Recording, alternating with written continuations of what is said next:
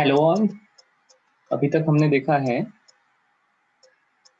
Observations of photo electric effect, जो कि पूरा एक्सपेरिमेंट किया गया, उसके ग्राफ्स हमने देखे थे। And then how wave theory failed and why Einstein introduced photon phenomena. Einstein postulate क्या थे। तो देखो, ये टेबल है कि जो इन सभी चीजों को समराइज करता है। हम वन बाय वन देखते हैं। पहला ऑब्जर्वेशन क्या था? पहला ऑब्जर्वेशन था electrons are emitted as soon as light is incident on it. अब वेव थ्योरी का कहना ऐसा है कि अगर आने वाले लाइट की इंटेंसिटी बहुत ज्यादा है तो ही इलेक्ट्रॉन को इनफ एनर्जी मिलेंगी कि वो तुरंत बाहर निकलेगा। अगर इंटेंसिटी कम है तो वो कम एनर्जी लेकर आएगा, इलेक्ट्रॉन को कम एनर्जी देगा। And that's why there should be a some time lag. Observation था कि टाइम लैग बिल्कुल नहीं है। तो फोटोन पिक्चर क्या कहता है? तो फोटोन पिक्चर कहता है कि देखो, एक इलेक्ट्रॉन बाहर निकलने के लिए एक ही फोटोन चाहिए। इंटेंसिटी ज्यादा एंड कम होना depends on number of photon. एक इलेक्ट्रॉन बाहर निकालने के लिए एक ही फोटोन चाहिए और उस फोटोन की एनर्जी उसके फ्रीक्वेंसी पर डिपेंड है। इंटेंसिटी का यहाँ पर कोई रिलेशन नहीं है। ठीक है। नॉट ओनली दैट, अगर उस फोटोन के पास इनफ एनर्जी है तो वो जब इलेक्ट्रॉन को स्ट्राइक करेगा, अपनी एनर्जी इलेक्ट्रॉन को दे देगा, तो इलेक्ट्रॉन तुरंत बाहर निकल जाएगा। This is instantaneous process, energy exchange between electron and photon, and that's how we could explain why photoelectric effect is instantaneous। दोनों शुरू होना बंद होना, फोटोन का आना बंद होना, इलेक्ट्रॉन को एनर्जी मिलना बंद हो गई, करंट गायब हो गया। ठीक है। दूसरा ऑब्जर्वेशन था very low intensity of incident light is also sufficient to generate photo current. अब वेव थ्योरी का क्या कहना है कि वेव थ्योरी का कहना है कि अगर लाइट की इंटेंसिटी कम है तो आने वाली एनर्जी बहुत कम है। आने वाली एनर्जी बहुत कम है तो फोटोन को मिलने वाली एनर्जी बहुत कम रहेगी, और इस केस में फोटोन इलेक्ट्रॉन बाहर निकलना और फोटो इलेक्ट्रिक करंट मिलना, इसके लिए इनफाइनाइट टाइम लगेगा। बेसिकली फोटो इलेक्ट्रिक करंट मिलेगा ही नहीं, फोटो करंट मिलेगा ही नहीं। बट ऑब्जर्वेशन क्या था? इंटेंसिटी कम रही तो भी इंस्टेंटेनियस करंट मिला। फोटोन पिक्चर क्या कहता है? फोटोन पिक्चर कहता है कि देखो, low intensity of incident light means lesser number of photon, but it does not mean low energy of photon. Because हमें पता है फोटोन की energy will be E equal to h nu, और energy depends on frequency. कम photon आ रहे, कोई problem नहीं, बट उनके पास उस इलेक्ट्रॉन को बाहर निकालने लायक एनर्जी रहेगी तो इलेक्ट्रॉन बाहर निकलेगा। ठीक है। Even in low intensity photo current is possible, which we observe and which is suitably explained by photon picture, that is Einstein के postulate, that is particle nature of light. ठीक है sir, बहुत बढ़िया। तीसरी चीज देख लेते हैं, क्या है तीसरे में? High intensity gives larger photo current. ठीक है, हमने क्या ऑब्जर्व किया? इंटेंसिटी बढ़ गई तो फोटो करंट बढ़ गया। ठीक है, फोटो करंट बढ़ रहा है मतलब क्या? ज्यादा इलेक्ट्रॉन्स बाहर निकल रहे हैं, means higher rate of release of electrons. बिल्कुल सही। वेव थ्योरी क्या कहती है? हाई इंटेंसिटी है मतलब एनर्जी ज्यादा आ रही है, और अब ये यहाँ पर थोड़ी सी गड़बड़ है, देखो हम, अब एनर्जी ज्यादा आ रही है मतलब इलेक्ट्रॉन को एनर्जी ज्यादा मिलने वाली है। ठीक है, जो वेव्स आ रही है वो ज्यादा एनर्जी लेकर आ रही है तो इलेक्ट्रॉन को ज्यादा एनर्जी देने वाली है। ठीक है। इंटेंसिटी का और करंट का डिफरेंस, करंट का रिलेशन होना चाहिए क्या? अगर पूरे सरफेस पर वेव्स आ रही है तो इंटेंसिटी कम हो या ज्यादा हो, वो सबको एनर्जी ट्रांसफर करेगी। हाँ, एनर्जी ज्यादा आ रही है तो इफेक्ट जल्दी होगा, ऐसा वेव थ्योरी कहती है। ठीक है। बट फोटोन पिक्चर क्या कहता है? Higher intensity means more number of photons. ठीक है, ज्यादा फोटोन आए तो more number of electrons are emitted in unit time and hence photo current will be larger। ठीक है। वेव थ्योरी ने क्या कहा, इंटेंसिटी ज्यादा, तो ज्यादा एनर्जी के साथ इलेक्ट्रॉन बाहर निकलना चाहिए, टाइम ड्यूरेशन कम हो जाएगा।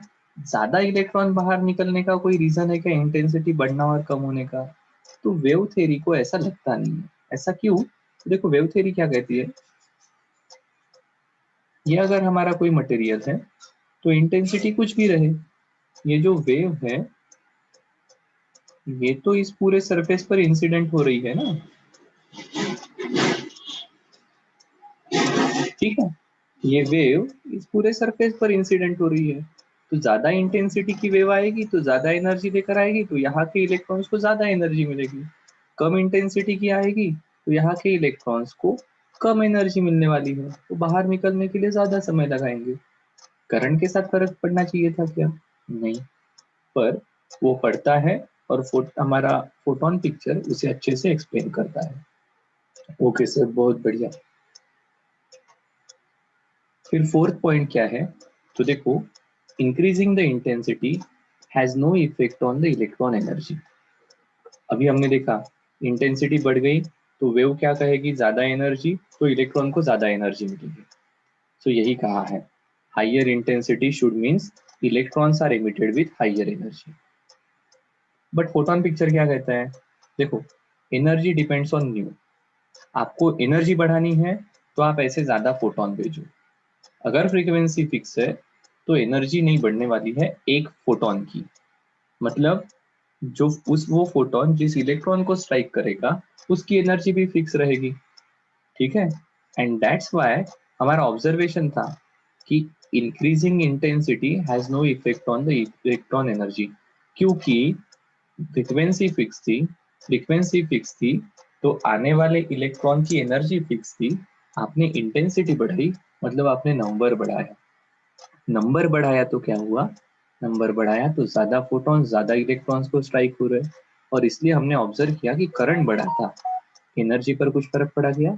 नहीं, क्योंकि फोटोन की एनर्जी तो एच न्यू है, और यही एनर्जी इलेक्ट्रॉन को ट्रांसफर होने वाली है।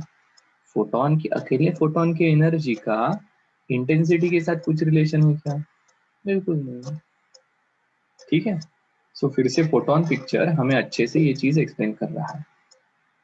फिर क्या कहा, फिर हमारा पांचवा ऑब्जर्वेशन है कि a minimum threshold frequency is required to start photo current. Wave theory कहती है कि इसकी इसकी कुछ जरूरत नहीं है, फ्रीक्वेंसी कम है कुछ फर्क नहीं पड़ेगा, क्योंकि अगर कम एनर्जी आ रही है तो ज्यादा समय देगा। पर फ्रीक्वेंसी का क्या रिलेशन है, फ्रीक्वेंसी का कुछ भी रिलेशन नहीं है, ठीक है। अगर लाइट की एनर्जी कम है तो वो ज्यादा समय में इलेक्ट्रॉन को एनर्जी देगा, और फिर ज्यादा समय के बाद इलेक्ट्रॉन बाहर निकलेगा, ठीक है। सो एक्चुअली वो फ्रीक्वेंसी का कुछ रिलेशन है ही नहीं, ऐसी वेव थ्योरी कहती है। बट हमारा फोटोन पिक्चर क्या कहता है, अरे सर, फोटोन की energy is dependent on frequency. So अगर फ्रीक्वेंसी आपके थ्रेशोल्ड फ्रीक्वेंसी से कम है, मतलब आने वाली energy is not enough to supply work function की इतनी एनर्जी। अब वर्क फंक्शन इतनी एनर्जी नहीं मिली तो वो इलेक्ट्रॉन मटेरियल के बाहर नहीं निकलेगा।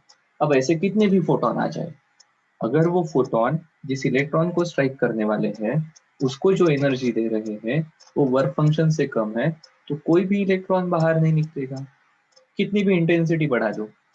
हाँ, अगर आपने फ्रीक्वेंसी बढ़ाई, एनर्जी बढ़ाई, तो क्या होगा, तो फिर उस फोटोन के पास इनफ एनर्जी रहेगी कि वो इलेक्ट्रॉन को स्ट्राइक करेगा, अपनी एनर्जी ट्रांसफर करेगा, और उसके बाद इलेक्ट्रॉन बाहर निकलेगा। अब ऐसा एक भी फोटोन आया तो भी इलेक्ट्रॉन बाहर निकलेगा। सो इंटेंसिटी कम हो गई तो चलेगा, पर फ्रीक्वेंसी थ्रेशोल्ड फ्रीक्वेंसी से ज्यादा होनी चाहिए। बहुत बढ़िया। फिर क्या ऑब्जर्वेशन था हमारा, increasing the frequency of incident light increases the maximum kinetic energy. Wave theory कहती है कि इलेक्ट्रॉन बाहर निकलने वाले इलेक्ट्रॉन की एनर्जी बढ़ानी है ना, तो आप उसको मिलने वाली एनर्जी बढ़ाओ। उसको मिलने वाली एनर्जी बढ़ानी है तो क्या करना है, उस रीजन पर ज्यादा एनर्जी इंसिडेंट करो, मतलब ज्यादा इंटेंसिटी से लाइट इंसिडेंट करो, सो इंटेंसिटी बढ़ाओ। इसलिए वेव थ्योरी कहती है कि इंटेंसिटी बढ़ाने से इलेक्ट्रॉन की एनर्जी बढ़ेगी। उसका फ्रीक्वेंसी के साथ कुछ लेना देना नहीं है। पर हमने देखा कि अरे इसका ऑब्जर्वेशन में हमने देखा कि वह फ्रीक्वेंसी बढ़ाने से इलेक्ट्रॉन की मैक्सिमम एनर्जी बढ़ती है एंड हेंस हमारा स्टॉपिंग पोटेंशियल, रिटार्डिंग पोटेंशियल बढ़ रहा था, जिसके ऊपर करंट जीरो हुआ। तो हमारा इक्वेशन फिर से हमें मदद करने के लिए आ जाता है। ये कहता है देखो, मैंने फ्रीक्वेंसी बढ़ाई तो क्या हुआ, एनर्जी बढ़ गई। एनर्जी बढ़ गई तो क्या हुआ, फोटोन की एनर्जी बढ़ गई। फोटोन की एनर्जी बढ़ गई तो क्या हुआ, उसने इलेक्ट्रॉन को जो एनर्जी दी वो बढ़ गई। इलेक्ट्रॉन ने क्या किया, वर्क फंक्शन इतनी एनर्जी खर्चा की और बाहर निकल गया। अब जिसने ज्यादा एनर्जी गेन की है वो बाहर निकलेगा तो उसकी एनर्जी ज्यादा रहेगी, उसकी एनर्जी ज्यादा रहेगी तो उसकी वेलोसिटी ज्यादा रहेगी। अब उसको रोकने के लिए आपको ज्यादा स्टॉपिंग पोटेंशियल लगेगा। बिल्कुल सही है सर। तो मतलब फ्रीक्वेंसी बढ़ाने से इलेक्ट्रॉन की एनर्जी बढ़ती है। ठीक है, बिल्कुल सही है। यही सभी चीजें इस हमारे टेबल में समराइज की है। अब देखो, हम सबको diagram of experimental setup, graphs of observation, हमारा इक्वेशन, ये साथ में लेकर इस टेबल को समझना पड़ेगा। ठीक है,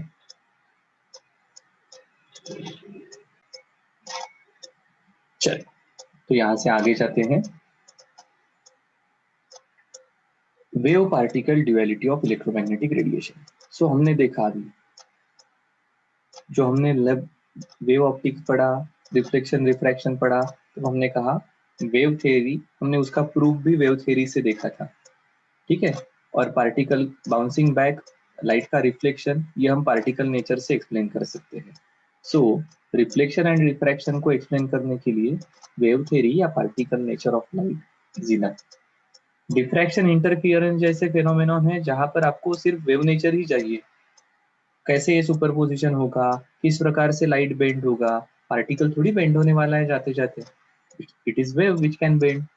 ठीक है, सो ऐसे जो फेनोमेनॉन्स है, डिफ्रैक्शन, इंटरफियरेंस, ऐसे वक्त हमें वेव थ्योरी ही चाहिए। और फोटो इलेक्ट्रिक इफेक्ट, जैसे हमने अभी देखा पूरा कि यहाँ पर wave theory is not explaining all the observation. Quantum effect ऐसा ही है, यहाँ पर भी wave theory is not enough, यहाँ पर आपको पार्टिकल नेचर ही कंसिडर करना पड़ेगा। सो एक ही लाइट है जो डिफरेंट सिचुएशन में डिफरेंट प्रकार से इंटरेक्ट कर रहा है, डिफरेंट प्रकार से बिहेव कर रहा है। सो फिर सभी साइंटिस्ट ने जो एक्सपेरिमेंट किए उसके थ्रू कंक्लूजन निकला कि सिर्फ ऐसा लाइट इस इलेक्ट्रोमैग्नेटिक रेडिएशन के साथ है क्या, नहीं, तो सभी प्रकार की इलेक्ट्रोमैग्नेटिक रेडिएशन का इस प्रकार से ड्यूअल नेचर है। ठीक है, क्या कहता है ये, कि ये कहता है कि जो इस प्रकार की सिचुएशन रहेगी उस प्रकार पर डिपेंड करेगा कि लाइट पार्टिकल जैसा बिहेव करेगा कि लाइट वेव जैसा बिहेव करेगा। सो डिपेंडिंग ऑन सिचुएशन हमारा लाइट ये इलेक्ट्रोमैग्नेटिक रेडिएट, हमारा लाइट ये पार्टिकल जैसा बिहेव करेगा या वेव जैसा बिहेव करेगा। And hence light which is electromagnetic radiation, इनका ड्यूअल नेचर रहेगा। They have nature of waves as well as particle. कौन सा नेचर एग्जिबिट होगा, कौन सा नेचर के हिसाब से वो हमारा प्रिंसिपल या फिनोमिनॉन या इफेक्ट हमें ऑब्जर्व करना पड़ेगा, समझना पड़ेगा। तो ये सिचुएशन के हिसाब से वैरी होगा।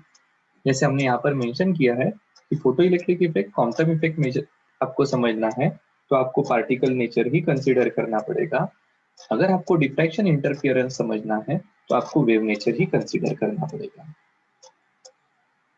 ठीक है, so with this we will stop today.